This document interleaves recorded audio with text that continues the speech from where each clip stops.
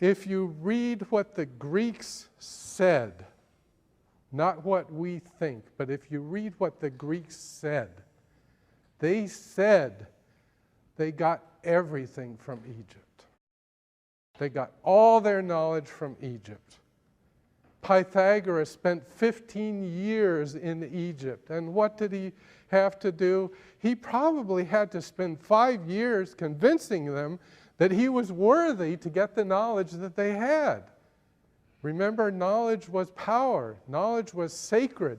Knowledge was something you just didn't publish in the newspapers. Knowledge was guarded very closely because it was of tremendous value. You wouldn't give it to anybody.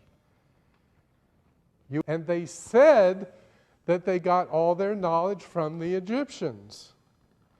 Now, when did we come up with the idea that the Greeks created everything from scratch?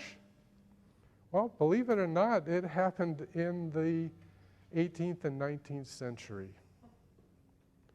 And it's an unfortunate fact of life that Romanticism, which has many great things about it, also has a dark side, which has to do with racism.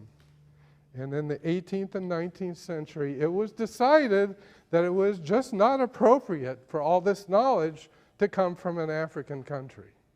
Where would that knowledge, if it survived to the time of the Roman Empire, where would it have been kept? Yes.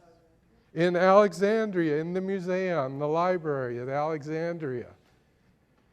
And what happened to the library?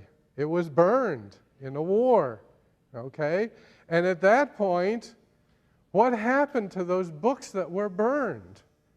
If they were written in living languages, there was a scholar someplace who had memorized the book and could just write it down again.